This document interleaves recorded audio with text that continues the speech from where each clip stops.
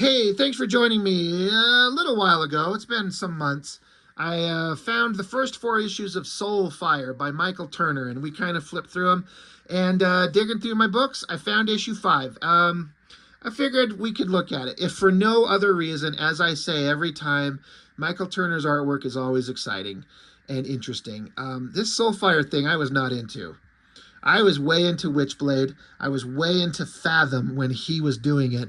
But once he left Fathom, it became monumentally uninteresting. And then Soulfire, it just doesn't interest me. There's just nothing there that I I don't know. It's not my thing. But Michael Turner drawing, and the colors. Peter Steigerwald, I think that's how you pronounce his name, does some pretty amazing colors. So I figured we could at least flip through it and see some Michael Turner artwork because he put in a lot of work and he seemed like a genuinely good human being, a nice guy, and cancer took him. And it sucks, it sucks, it sucks, big time.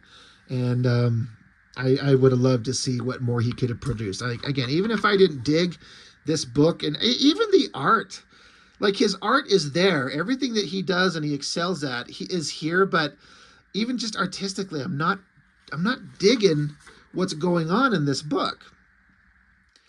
I feel like he was just, I don't know, a little bit more inspired on Witchblade and Fathom. But maybe it's my lack of interest in the story that's not connecting with the art. Maybe that's what it is.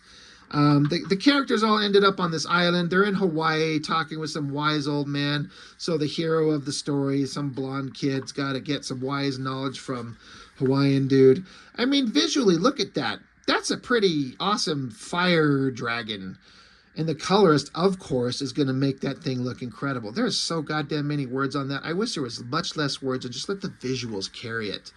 But it's wise old man telling him, the hero has to get the information to ascend to the next level, to become the hero. And this is what you do. You go to Hawaii and you have a beach party and you look at fire dragons and you're going to ascend to the next level, I guess. So the rest of the characters that were introduced in the book, they're sitting at a table having a big old Hawaiian feast. The dudes are over there just chowing down. The girls are like, the dudes are just stupid. Where'd our buddy go? We should be concerned about him. Oh, he's back. He's fine. But his experience has rattled him. He needs to be alone for a while. It's a pretty awesome statue of Grace, the character, the bug-winged girl from this book. It's a pretty awesome statue. But yeah, our hero has to go off and be on his own. So now we're with more the bad guys, I guess, and lots of words, holy words, news reports, kicking TVs in. This is maybe the most uninteresting couple of pages Michael Turner's ever drawn. But he's got to get the story in. Now we're back on Hawaii. I do not like these digital poofy clouds that they colored in here. I don't think it works at all. They were trying to do something different. When was this? What is the time frame? 2004 or 5? Where's the copyright?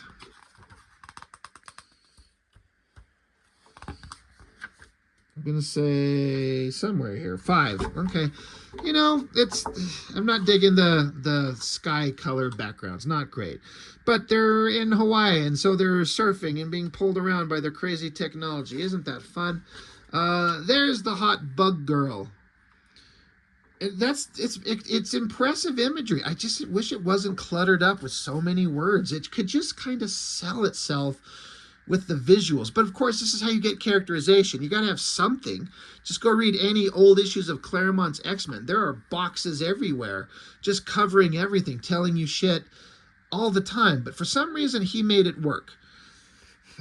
Visually, this is beautiful stuff. And the coloring is just, usually I'm like, I like it in black and white better, but this is an instant where the coloring is absolutely part of what makes it just visually stunning. Fantastic. And now we're back with the hero. I mean, it's a pretty awesome shot of the Hawaiian Islands, the mountains, the cliffs, the waterfalls, and then the coloring is accentuating it great. Our hero's having a moment. He has to think about what he's going to do. Is he going to become the hero he's always meant to be? Just a bunch of back and forth with them talking. It's all fine. Holy shit. You remember Canon? The random, strange, mysterious, heroic man from Fathom? He gets his own comic book. Paladin of the Elite Council, Defender of the First Circle, Guardian of the Nine Seas, Heir of Valen, Ambassador, Teacher, Hero. Michael Turner's Fathom Canon. An exciting monthly limited series from the pages of the new Fathom series. Good God, were they... I mean, if it's selling and you could make a book based on this character and you really think he's that interesting, I mean, by all means, good luck. I guess we're back with the bad guys. Generic soldiers with glowing eyes and guns. I mean, the backgrounds and technology are all good.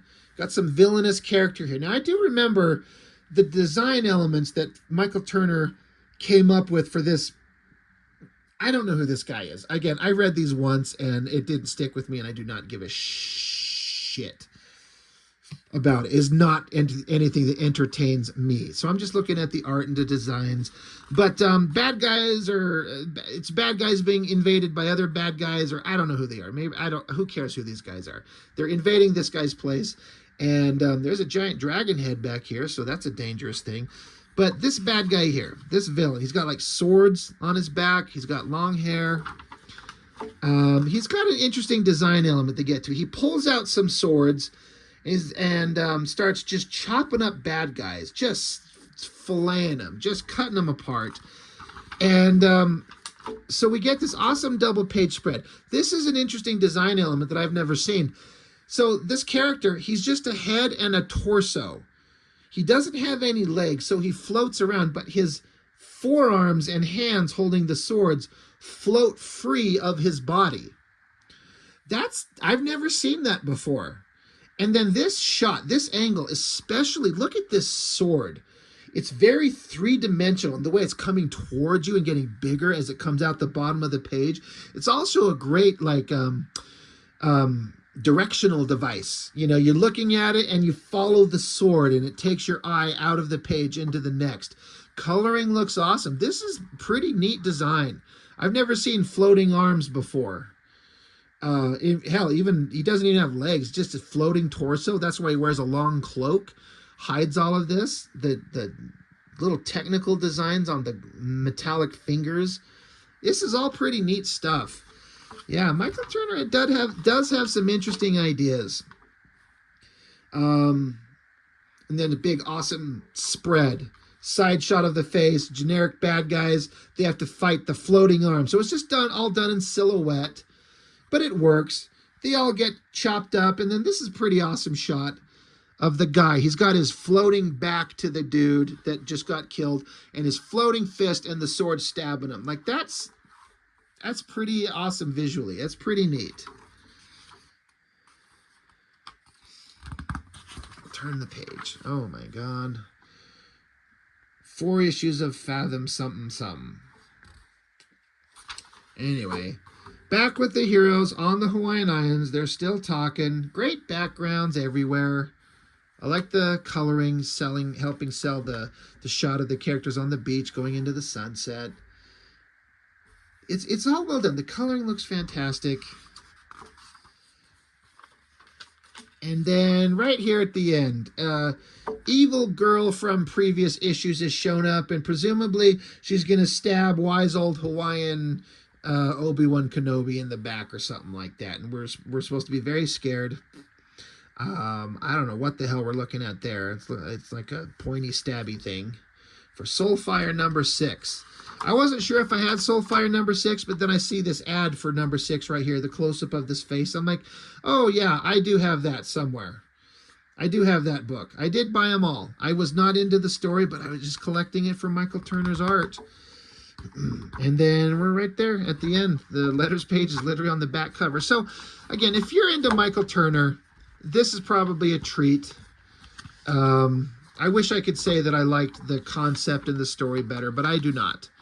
But this type of stuff, this visually is impressive. It's inspiring, and it's neat to see a guy, even if I'm not into the concept, it's neat to see a guy just having the kind of fun that excites him and makes him want to keep making comics. And I'll say it every time. It's a tragedy to the art world and comics that cancer took Michael Turner. It sucks big time, but that is a hell of a shot. I mean, look at that. Pretty awesome. But anyway, yeah, Soulfire, not for me. Artistically, though, beautiful, like everything Michael Turner did. So, I don't know. That's all I got. Not much to say about it. It's just, let's look at his art and wish that he was still around.